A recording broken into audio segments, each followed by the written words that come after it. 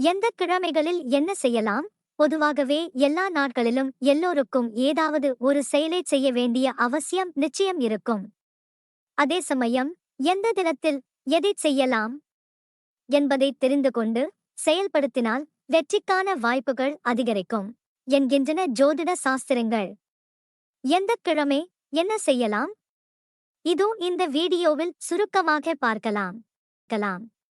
நம்ம சேனலுக்கு முதல் முறை வந்திருக்கவங்க சேனலை சப்ஸ்கிரைப் பண்ணி மறக்காம பெல் பட்டனை கிளிக் பண்ணிருங்க.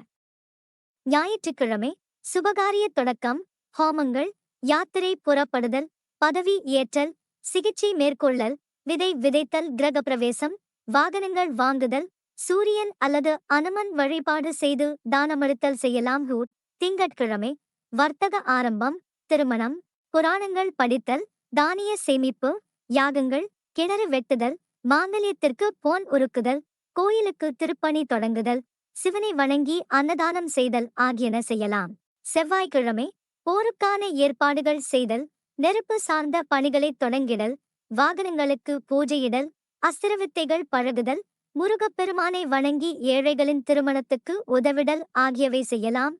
புதன்கிழமை திருமாங்கல்யம் செய்தல், ஹோமசாந்தி செய்தல், மருந்து உண்ண ஆரம்பித்தல், நீதி தர்மம் பரிபாலித்தல், கல்வி கலை கற்கத் தொடங்குதல், புதிய வாகனத்தில் பயணம் செய்தல், பெருமானை வணங்கி ஆடை தானமளித்தல் செய்யலாம்.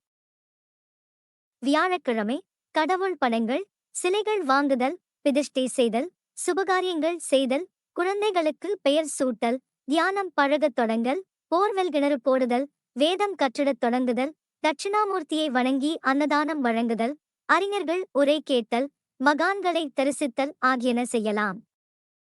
வெள்ளிக்கிழமை விவாகம், சுமங்கலி பூஜைகள், கிரகப்பிரவேசம், குழந்தைகளுக்கு சோறு ஊட்டல், தர்ம ஸ்தாபனங்கள் ஆரம்பித்தல், குழந்தையை தொட்டிலில் இடுதல், வளைகாப்பு நடத்துதல், காதுகுத்துதல், மகாலட்சுமியை வணங்கி மங்கள பொருட்களை தானமளித்தல் ஆகியன செய்யலாம். சனிக்கிழமை பருத்தி விதைத்தல், இரும்பு சார்ந்த பணிகளை தொடங்குதல், தீட்சை வாங்குதல், வளர்ப்பு பிராணிகள் வாங்குதல், இயந்திரங்கள் தொடர்பான பணிகளை செய்தல், சனி பகவானை ஆராதித்து மாற்றுத்திறனாளிகளுக்கு உதவுதல் ஆகியவற்றை செய்யலாம். நீங்க பொதுவா எந்த நல்ல காரியங்களை எந்த நாள்ல பண்ணுவீங்கன்னு கமெண்ட்ல சொல்லுங்க. இந்த வீடியோ பிடித்திருந்தால் உங்கள் நண்பர்களுக்கும் குடும்பங்களுக்கும் ஷேர் பண்ணுங்க, சப்போர்ட் பண்ணுங்க. நன்றி, வணக்கம்.